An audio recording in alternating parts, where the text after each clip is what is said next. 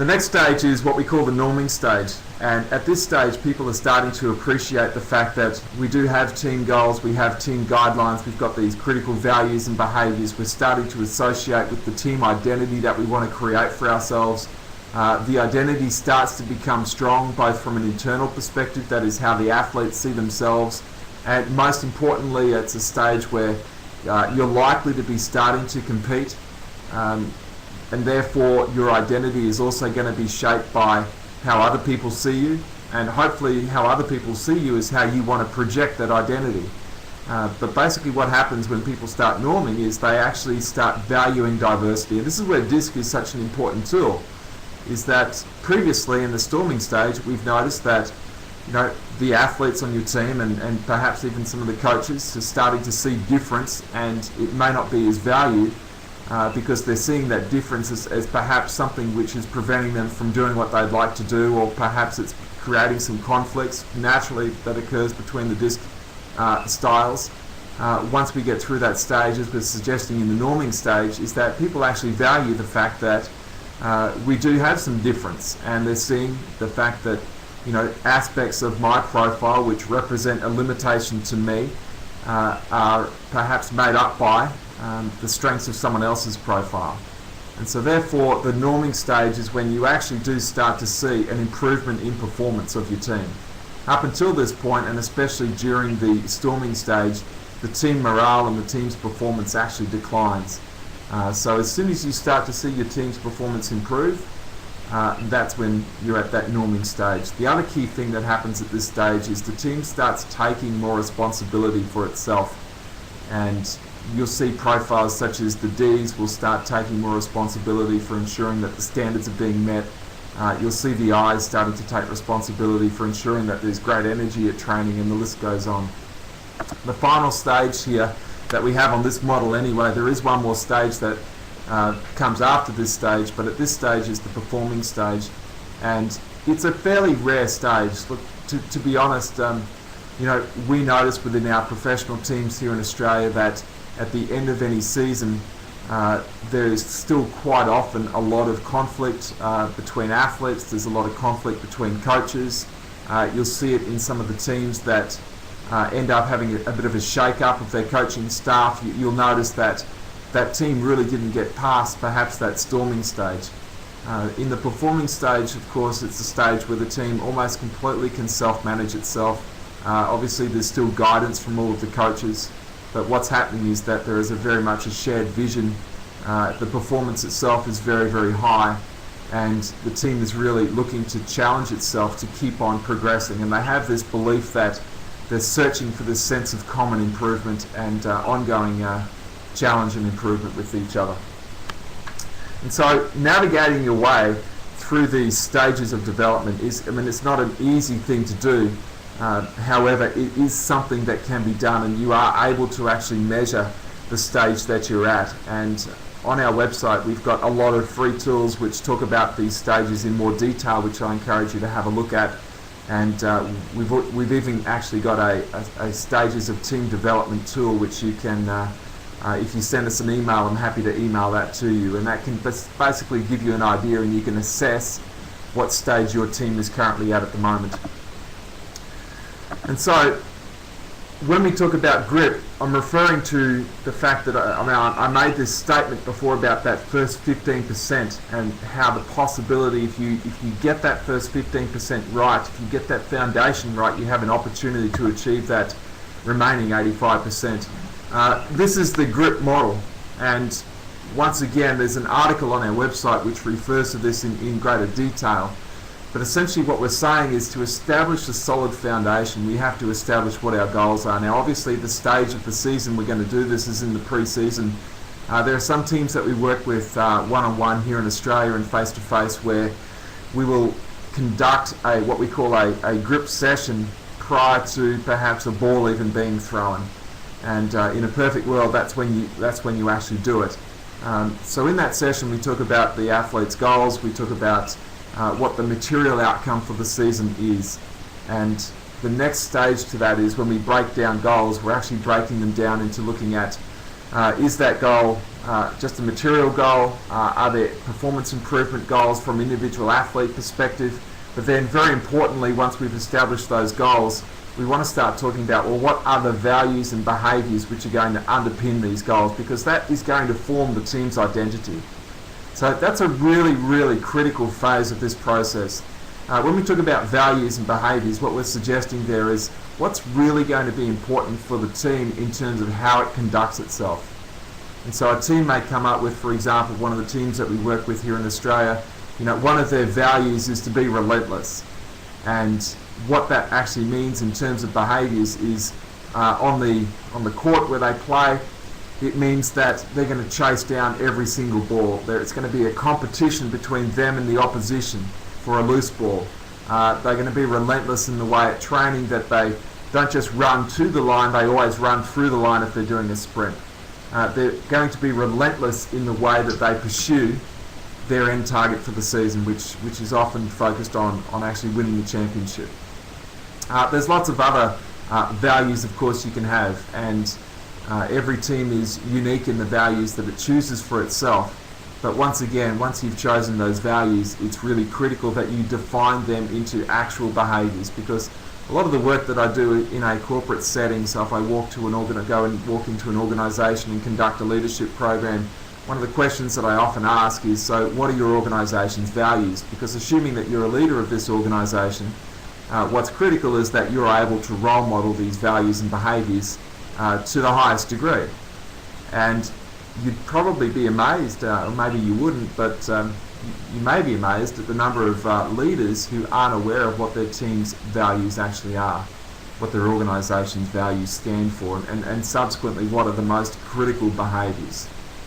And so from a sporting perspective, the unique thing about sport is that it does come down to a percentage point here or there. We lost a gold medal in 2000 by 0.29%, and that's one of the things I love about sport, is the fact that all of the tiny percentages do add up, and every tiny little thing that you can do to improve yourself and your respective performance does matter. And so understanding what those values and behaviours are is critical. Now, if we have to make one little distinction there, I always find that what's really useful is when you're looking at your values and behaviours, that you look at not only what are your behaviours that you want to do, so we call them, we actually draw a line on a piece of paper, we write all of those behaviours on the top of the paper, we look at what behaviours do you want to do, but I also want the athletes and team members to be aware of, well, what behaviours do we want to avoid? Because the behaviours that you want to avoid are just as critical as the behaviours that you want to actually do.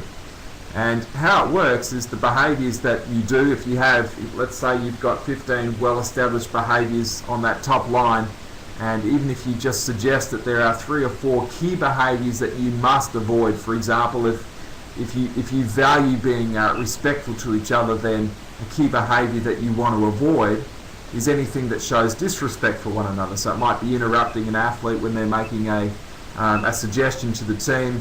But every one of those behaviours that is below the line acts as a division to the above the line. And so that's the thing about sport, is that there's often more that you can do off the field to undo your performance on the field that you can do on the field to make up for it at practice. Okay. So once we've established those goals and values and behaviours, the next stage of this is when we start talking about athlete roles on the team. And this is when we start to use DISC as a tool to understand, well, how are each of the individual athletes going to make a contribution? And when we talk about roles, we're talking about largely non-technical roles. So you as coaches will already understand exactly where you want your players to play, the technical roles that you want them to fulfill on the actual field. If they're playing softball, are they a pitcher, are they a catcher? What is their actual position on the field? That's their technical position. And what inspired us to head down this path was we had a conversation with a football coach here in Australia who was in the position where in any given match they're replacing players at a continual in a continual procession. Essentially, one of the codes of football we have here is called the AFL, the Australian Football League, and they have an unlimited interchange rule. So they basically can replace the number of players on the field as many times as they like, and there's always 18 players on the field, and they've got a rotating bench of about 7 or 8 players. And so there's players coming and going all the time. Now, it's very easy to replace someone's technical role. What is not so easy to replace is what their non-technical role is. What sort of things do we mean by their non-technical role? Well, we're talking about, are you replacing a player on the field who happens to be the key encourager? You know, for example, you might have someone, and this might respond or correspond to an athlete who has a high degree of influencing in their disc style. You know, their likely role on the field is they're going to be very much energetic, enthusiastic, encouraging to team members, offering praise when the team might be down a little bit. They're the one that can boost the morale of the team. So if you're replacing a player like that with someone who's not going to do that role, then who else on the team is going to step up to do that role is a critical thing to consider. Because what we know about teams is that when we talk about their various roles, they're broken into 3 broad categories, and of those 3 categories we can then break them down into 9 different roles to get very specific. But from my perspective, I feel that 3 broad categories suffice. If you do want to do a lot more research on this, it's called the Belbin team roles, and Dr. Meredith Belbin studied more than 4,000 teams and found that in all of those teams, especially the teams that achieved a high level of success, there were 9 roles which were played within the context of those teams. And even small teams, what that basically meant is that sometimes people, whether they're athletes on a team or people in an organisation, they play more than one role. And so part of the other definition of these roles is that you're going to have what we call thinking roles, which are typically occupied by people who have a fair bit of C in their profile, even some S and some level of D. You've got relationship roles, which are played by the relationship orientated profiles within the DISC model, so the I's and the S's. And you also have action roles, which tend to be played by the D's and the I's, but obviously everyone on the team is going to have some sort of an action role. But each of those roles are different, and we need to have them taken care of. The next stage of the GRIP model is the interpersonal relationships stage, and that's specifically when we're using DISC to look at, in terms of conflict especially, becoming aware of the actual makeup of your team and its team dynamics. And we're going to go into that into more detail in a moment, so I'll go to the next one, which to cover off on the GRIP model is the processes. And this is the simple things and the more complex things as well, in terms of what rules and guidelines are going to underpin your season. So for example, one of the first questions I always ask a team that's new is I say to them, so when the coach says that practice starts at 4 p.m, what time do you turn up? And the conversation, whilst it's a really simple concept, the conversation is always fairly lengthy because people interpret time differently based on their respective profile, amongst other things. And when we say turn up at 4 p.m, well, is that turn up ready at 4 p.m, or is that turn up ready to play at 4 p.m, or is that literally walk into the arena at 4 p.m? And it's not a complicated thing to sort out, but it is a critical part of your success for the season, because these are all potential arguments that you can avoid having, simply because you stated up front what was expected. Now, when we talk about chaos, if you have no rules, then obviously you're going to have a state of chaos, which is largely, to a degree, what defines chaos. So processes could be anything from your travel uniform to your travel logistics and arrangements, how you deal with conflict in the team, whether you have grievance procedures, and where there's things that athletes can do to actually alleviate any of those differences they have between other team members, what the communication processes are, how you as a coach give feedback to your players. That's all part of the processes. And what we find is that we can sit down at the beginning of the season and actually clearly work out what all of those different processes need to be.